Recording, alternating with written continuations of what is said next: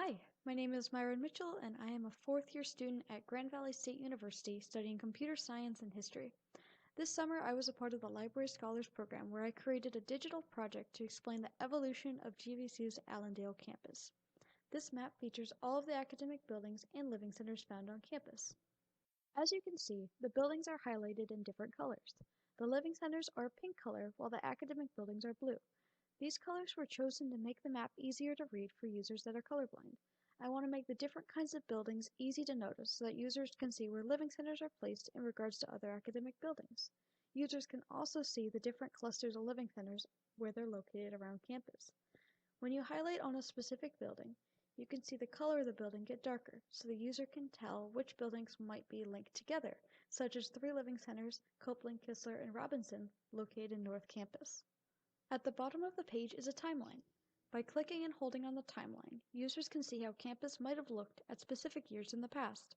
As you begin to scroll back in time, you can see how campus starts to change, with buildings being constructed, demolished, and remodeled. The first building that we are going to look at in detail is Seidman House, all the way back in 1964. This is 1 year after GVSU first opened, and you can see the first 4 buildings that were completed on campus. If you click on Seidman House, a dialog box will appear, giving a brief history of the building. This includes information such as the year the building was constructed, renovations and additions to the building, and different uses the building has had over the years.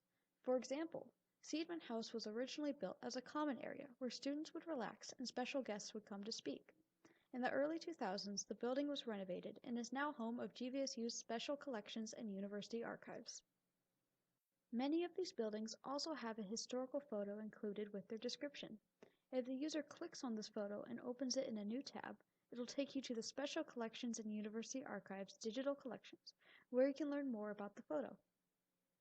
Next, we are going to head over to North Campus and take a look at Copeland Living Center. When we click on the building, a new dialog box appears. Users can learn about how the buildings were designed to follow the shape of the ravines behind it, and get a closer look at the original built-in furniture that was featured in the Living Center when it was first constructed. Finally, we are going to look at a now demolished living community known as the Ravine Apartments. One of the fascinating things about this map is the ability to go back in time and see a snapshot of what campus looked like in a specific year. Here you can see an aerial view of the Ravine Apartments. We click on the buildings and we can see a photo of what the complex used to look like and learn about why it was built. If we scroll forward in time, we can see the buildings disappear and the main community center change to be the residential mail and package center that it is today. This project was designed to make learning about GVSU's history more accessible. I personally have found the development of GVSU to be fascinating, and before starting this project, I enjoyed digging through the digital archives to find old pictures of campus. Once I began compiling information about the buildings on campus, I was able to take this passion further by digging through old newspapers and reports from when GVSU first opened. I found most of this information in ScholarWorks, GVSU's repository for research and historical documents. I was surprised to find that some of the buildings I perceived to be very central to GVSU's story do not have as much information about their past as others, and some buildings required much more in-depth research than others. I found it interesting that by digging deeper into the documents, I could learn more about what was important to students and faculty at different points in time. I compiled pieces of information that I found to be most significant into the building summaries.